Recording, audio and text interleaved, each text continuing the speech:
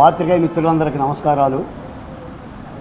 అలాగనే print and electronic media మిత్రులకి, మా ఉద్యమ సహచరులకి అందరికీ కూడా జై భీములు. నాతో పాటు ఉన్న గత 5 ఏళ్ల ప్రజా రాజధాని అమరావతి ఉద్యమంలో కానీ, ఎస్సీ ఎస్టీల మీద జరుగుతున్న అఘాయిత్యాల వ్యతిరేక ఉద్యమంలో కానీ తోడుగా ఉన్న రెల్లి సంక్షేమ సంఘం అధ్యక్షుడు శరంశెట్టి నాగేంద్ర గారికి, అలాగనే ప్రజా రాజధాని అమరావతిలో తొలిసారిగా ఒంటరిగా పాదయాత్ర నిర్వహించిన అమరావతి ఉద్యమ నాయకులు కుమ్మరి కోటేశ్వరరావు గారికి, మిత్రులందరూ కూడా ధన్యవాదాలు. ఈ సందర్భంగా కూడా ఆంధ్రప్రదేశ్ ముఖ్యమంత్రి చంద్రబాబు నాయుడు గారు అమరావతి వాస్తవులవుతున్నందుకు ఇక అమరావతి చంద్రబాబు నాయుడు గారి ఇంటి డోర్ నెంబరు అమరావతి వెలగపొడి. ఆయన అద్దింట్లోనో పక్కింట్లోనో ఉండాల్సినంత అవసరం లేకుండా వెలగపొడి దగ్గర ఒక మంచి ఇల్లు కట్టుకుంటున్న శుభ సందర్భంగా ముఖ్యమంత్రి గారికి కూడా అభినందనలు తెలియజేస్తున్నాను. రెండవది, డిప్యూటీ ముఖ్యమంత్రి పవన్ కళ్యాణ్ గారి యొక్క చిన్న కుమారుడు మార్కు శంకర్ నిన్న ఒక అగ్ని ప్రమాదానిలో గాయపడిన సందర్భంగా పవన్ కళ్యాణ్ గారికి, ఆ కుటుంబ సభ్యులకి ధైర్యం ఇవ్వాలని, మార్కు శంకర్ కోలుకోవాలని కూడా ఆకాంక్షిస్తున్నాను. మిత్రులారా, ఈ సందర్భంగా మీకు ఒక ప్రధానమైన అంశాన్ని మీ ద్వారా రాష్ట్ర ముఖ్యమంత్రికి చెప్పాలన్న ఉద్దేశం చేత వచ్చాను. బెదవాడ మిత్రులందరూ కూడా చాలా ఆప్యాయంగా, ఆత్మీయంగా ఇన్ని లోగోలు ప్రజా రాజధాని అమరావతి ఉద్యమకారుడు బాలకోటయ్య పట్ల ఉన్న అభిమానంతో, ప్రేమతో మీరందరూ ఇచ్చేసినందుకు మరోమారు కృతజ్ఞతలు. ఈ సందర్భంగా ప్రజలు ప్రభుత్వాన్ని ఎన్నుకుంటారు. ఎందుకు ఎన్నుకుంటారు? గత ప్రభుత్వం నుంచి వచ్చిన కష్టాలని, నష్టాలని మళ్ళీ భరించకుండా అలాంటి యొక్క ఇబ్బందికరమైన వాతావరణాన్ని తొలగజేసుకొని కొత్త ప్రభుత్వం కొంగొత్తాశలతో ఏదో ఉగాది పచ్చల్లాగా, కొత్త నామ సంవత్సరంలాగా మంచి చేస్తుందని చెప్పి ఆశిస్తారు. అందుకనే ప్రజాస్వామ్యంలో ప్రభుత్వాలని ప్రజలు మార్చుకుంటారు. డాక్టర్ బిఆర్ అంబేద్కర్ గారు రాజ్యాంగ రచన చేస్తూ 5 ఏళ్లకు ఒకసారి ఆ భగవత్ అవకాశాన్ని ఓటర్ దేవుళ్ళ చేతిలో పెట్టిన మహాభాగ్యం. ఎంతటి దుర్మార్గ పాలకుడైనా, ఎంతటి నియంత పాలకుడైనా, ఎంత ముసోలినైనా, హిట్లర్ అయినా ప్రజాస్వామ్యంలో, భారతదేశంలో, ఆంధ్రప్రదేశ్లో 5 ఏళ్లకు ఒకసారి దిగిపోవాల్సిందే. అధికారంలో ఉండటానికి అవకాశం లేదు.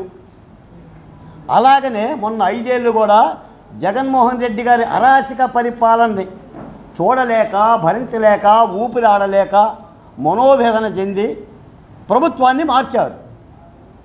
151 సీట్లు ఇచ్చిన జగన్మోహన్ రెడ్డి గారు కుండ మొయ్యలేకపోతున్నాడని, అంత బలం ఇవ్వకూడదనని ఆ ప్రభుత్వాన్ని దించి 124 సీట్లతో కూటమి మీద పెద్ద కుండ భారాన్ని నెత్తిన పెట్టారు. నేను ఇవి ఎందుకు చెప్తున్నానంటే, ఈరోజు 9వ తారీఖు ఏప్రిల్లో, మరో జూన్ 12వ తారీఖు వస్తే ఈ ప్రభుత్వానికి ఏడాది కాల పరిపాలన జరుగుతుంది. గత ప్రభుత్వం దిగిపోవటానికి సంబంధించిన ప్రధానమైన కారణం అరాచక పరిపాలన. ముఖ్యంగా దళితుల మీద, ఎస్సీల మీద, ఎస్టీల మీద జరిగిన దారుణ మారణ కాండ. హత్యలు, అత్యాచారాలు, అఘాయిత్యాలు, మూత్ర విసర్జనలు, బెదిరింపులు, మానభంగాలు. మళ్ళీ ఈ ప్రభుత్వంలో అలాంటి అత్యాచారాలే, అఘాయిత్యాలే మొదలయ్యాయా అనే అనుమానం కలుగుతుంది. ప్రభుత్వం ఆ దిశగా చూడాల్సిన ధర్మం ఉంది. ఇటీవల పిడుగురాళ్ళ సత్తెనపల్లి రూరల్ మండలం కంకనాలపల్లి గ్రామానికి నేను వెళ్ళా. ఆ పల్లెలోని అంగన్వాడీ టీచర్ స్వర్ణలతపై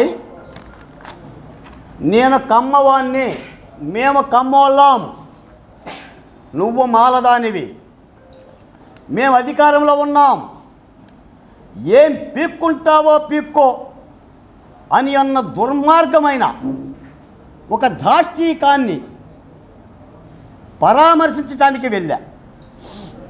ఈ రాష్ట్ర ప్రభుత్వాన్ని ప్రజలు వెన్నుకున్నది మేము కమ్మోళ్ళం, నువ్వు మాలదానివి అని అనటానికి కాదు.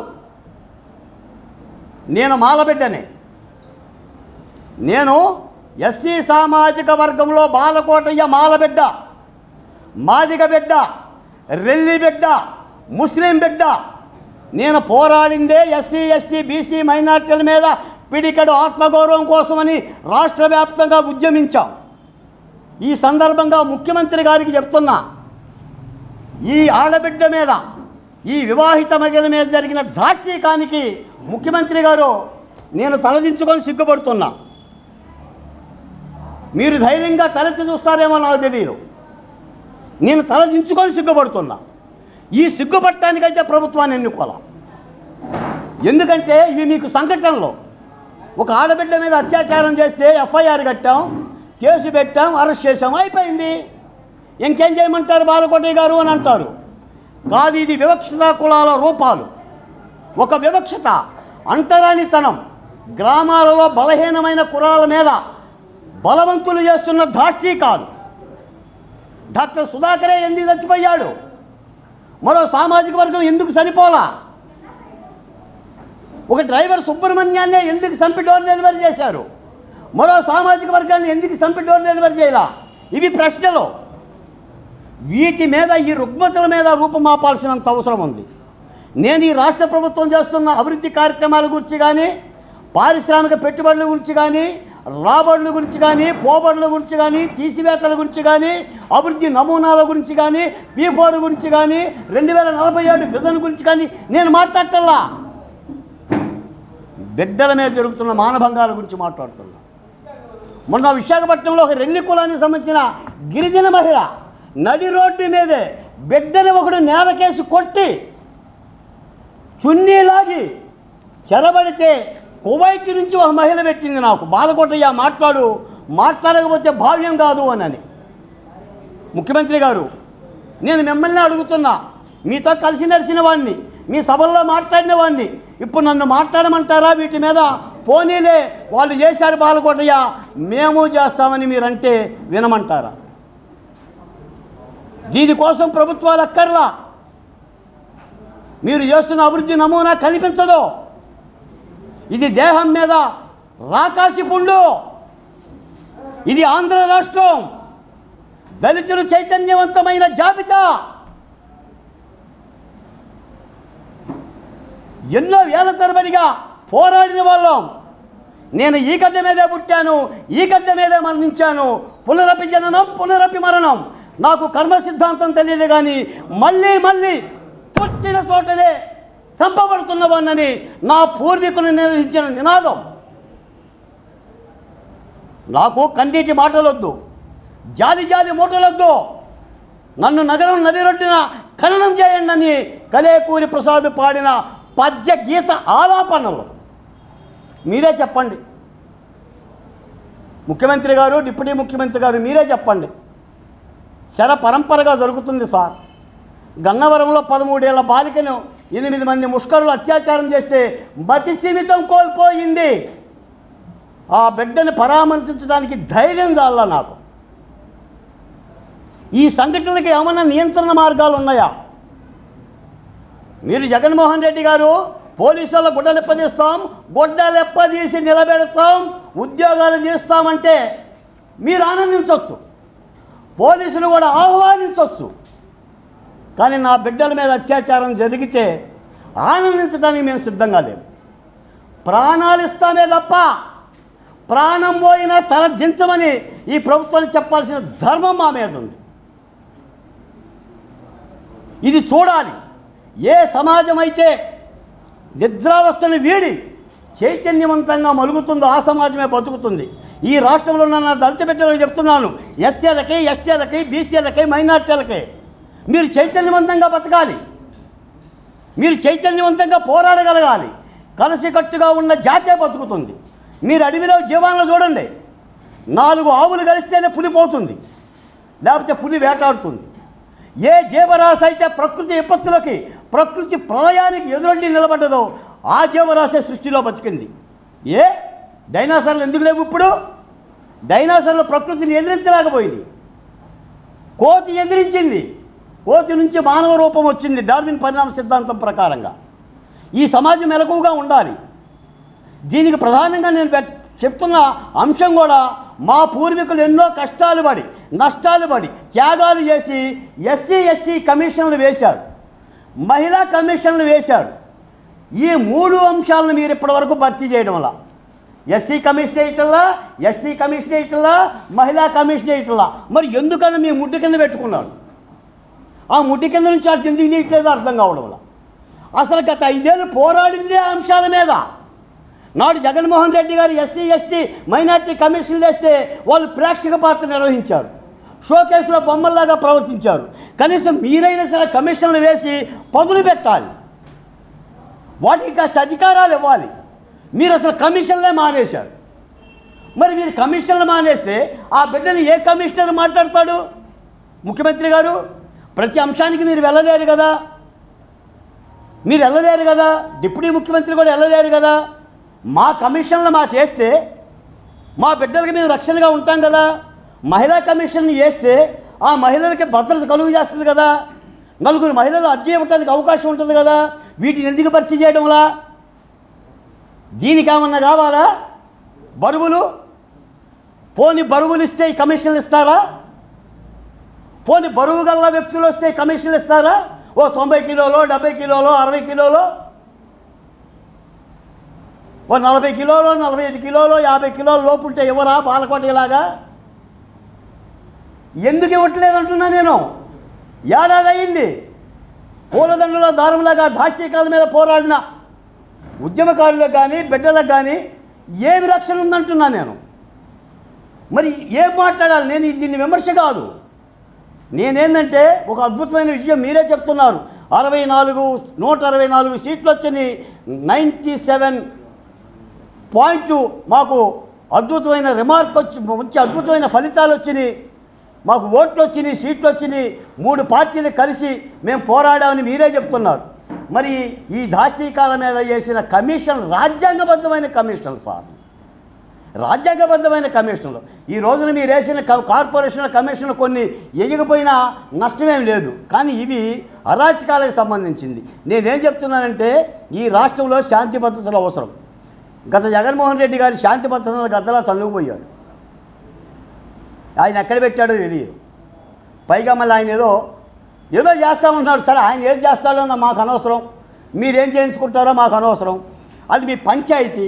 మరి కమిషన్లు ఎందుకు నియమించరండి? తప్పనిసరిగా ఈ రోజున రాష్ట్ర ముఖ్యమంత్రి గారికి కానీ డిప్యూటీ ముఖ్యమంత్రి కానీ అభిమానంతో ప్రేమతో ఆ 5 ఏళ్ల ఉద్యమ కార్యాచరణ పంచుకున్న నాయకులుగా, ఈ సామాజిక కులాల ప్రతినిధులుగా మా కమిషన్లు వెంటనే వెయ్యండి. మీరు వెయ్యకపోతే చాలా తప్పు చేసిన వాళ్ళు అవుతారు. వీటిని అట్టిపెట్టుకోకండి. తప్పనిసరిగా మిత్రులారా, ఈ విధమైన అంశాలనే ప్రభుత్వం దృష్టికి తీసుకెళ్ళలేకపోతే ప్రభుత్వం వచ్చి సుఖమేముంది? చైతన్యవంతమైన సమాజం ఏముంది? ఈ రోజున ఇప్పటికీ కూడా ప్రభుత్వ యొక్క నమూనాని, ప్రభుత్వ యొక్క ప్రణాళికల్ని, అభివృద్ధుల్ని మనం ఏం తప్పుపట్టాం. ఇంకా ఆంధ్ర రాష్ట్రంలో బిడ్డలకు ఉద్యోగాలు వస్తున్న సందర్భం అయితే ఏమి లేదు. అభివృద్ధి నమూనా ఇంకా ప్రణాళికల్లోనే ఉంది, ఇంకా గాడిలో పడలా. కాబట్టి ముఖ్యంగా ఎస్సీ ఎస్టీల మీద, ఈ దాష్టీకాల మీద మీరు చర్యలు తీసుకోవాలి. ఇదిగోండి స్వర్ణలత బిక్కుబిక్కుమంటూ భయం నీడన బతుకుతుంది. అది అసలే పల్నాడు ప్రాంతం. ఈ స్వర్ణలత ఆవేదన చెంది 2 బిడ్డలు కలిగిన తల్లి చెందుతుంటే స్వయంగా మేమే వెళ్ళాం, స్థానిక ఎమ్మెల్యేతో కూడా మాట్లాడాం. ఈ బిడ్డలకి రక్షణ కావాలి అని అంటే తప్పనిసరిగా రాజ్యాంగబద్ధమైన కమిషన్లు నియమించండి, వెంటనే నియమించండి. అప్పుడు ఈ బిడ్డలకి రక్షణగా ఉంటాం. అంటే ఒక మాట చెప్తున్నాను మిత్రులారా, గత ప్రభుత్వ పరిపాలనలో జరిగిన లోపాలు లేదా శాపాలు, పాపాలు, తాపాలు ఈ ప్రభుత్వంలో కనిపించకూడదు. ప్రజలు కోరుకుంది, ఉద్యోగాలు కోరుకున్నారు, ఉపాధి అవకాశాలు కోరుకున్నారు, ఎన్నికల సందర్భంగా ఇచ్చిన హామీలను కోరుకున్నారు. అంతకంటే ముఖ్యంగా గత ప్రభుత్వంలో ఉన్న దాష్టీకాల మీద కూడా అలాంటివి జరగకూడదని కోరుకున్నారు. తప్పనిసరిగా మీరు గత ప్రభుత్వంలో జరిగిన అవినీతిని లేదంటే ఆర్థిక కుంభకోణాలను మీరు పట్టుకుంటారో లేదో నాకు తెలియదు, కానీ ఈ బిడ్డలకు సంబంధించిన రక్షణ కావాలి. ఈ రాష్ట్రంలో ఆత్మహత్యలు జరుగుతున్నాయి, హత్యలు జరుగుతున్నాయి, శర పరంపరగా జరుగుతున్నాయి. ఉదయం పేపర్ తెరిస్తే ఏదో ఒక సంఘటన వస్తుంది. తప్పనిసరిగా దీనికి సంబంధించిన నియంత్రణ అంశాలని వీటిని ఎలా నిర్మించాలి, ఎలాంటి చైతన్యవంతమైన కార్యక్రమాలు తీసుకోవాలనే అంశం మీద కూడా ఆలోచించి తప్పనిసరిగా ముఖ్యమంత్రి చంద్రబాబు నాయుడు గారు తక్షణమే ఎస్సీ ఎస్టీ కమిషన్ల భర్తీ చేసి ఈ రాష్ట్రంలో ఉన్న అత్యధిక ఉన్న ఎస్సీ ఎస్టీలకి భద్రత కలుగు చేయాలని, భరోసా ఇవ్వాలని మీ ద్వారా రాష్ట్ర ముఖ్యమంత్రి గారిని మరోమారు విజ్ఞప్తి చేస్తున్నాను. ధన్యవాదాలు. జై అమరావతి, జై ఆంధ్రప్రదేశ్.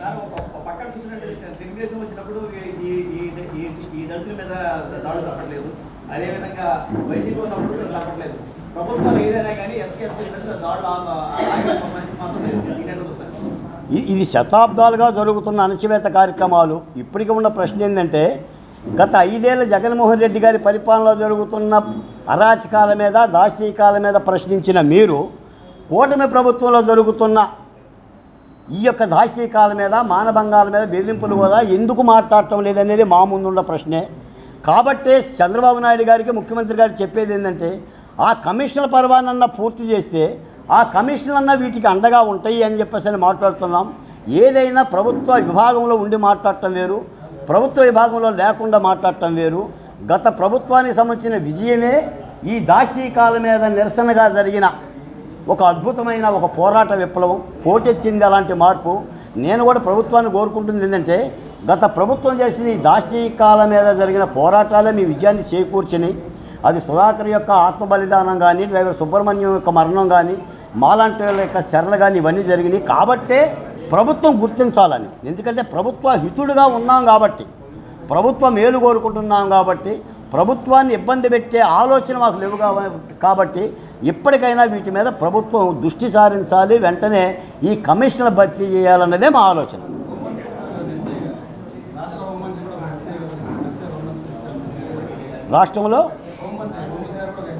రాష్ట్రంలో హోంమంత్రి ఎస్సీ ఉంది. రాష్ట్రంలో ఇంకా ఎస్సీ ఎస్టీ కమిషన్లు ఉన్నాయి. ఒక్క హోంమంత్రి గారు కూడా అన్నీ చేయలేకపోవచ్చు. ముందు ఈ కమిషన్లు భర్తీ చేయాలి కదా. హోంమంత్రి గారు కూడా చూడాలి, హోంమంత్రి గారు అన్నీ చూస్తారా లేదా అనే తర్వాత సంగతి. కమిషనర్ని భర్తీ చేస్తే ఆ ప్రక్రియ చేస్తుంది. ఎందుకంటే వ్యవస్థలో అన్ని అంగాలకే రూపాలు ఇచ్చారు, రాజ్యాంగబద్ధమైంది. ఇప్పుడు ఒక పోలీసు ఉంటాడు, సిఐ ఉంటాడు, డిఎస్పీ ఉంటాడు, ఎస్పీ ఉంటాడు, డీజీపీ ఉంటాడు. అలాగనే కార్పొరేషన్ ఎస్సీ కమిషన్లు ఉంటాయి, దాని మీద విజిలెన్స్ కమిటీలు ఉంటాయి, దాని మీద హోంమంత్రిత్వ శాఖ ఉంటుంది, ఇవన్నీ ఉంటాయి. కాబట్టి ఆ శాఖలన్నీ కూడా భర్తీ చేస్తే ప్రభుత్వానికి మంచి జరుగుతుంది. ఇప్పుడు వీటిని నిలుపుదల చేసుకోవటం మూలన ప్రభుత్వానికి వచ్చిన లాభం ఏమి లేదు. వీటి మూలాన ఆదాయ వనరులు కూడా ఏం లేవు, ఆదాయ వనరులు కూడా ఏమి రావు. తప్పనిసరిగా ఆ దిశగా ప్రభుత్వం అడుగులేయాలి.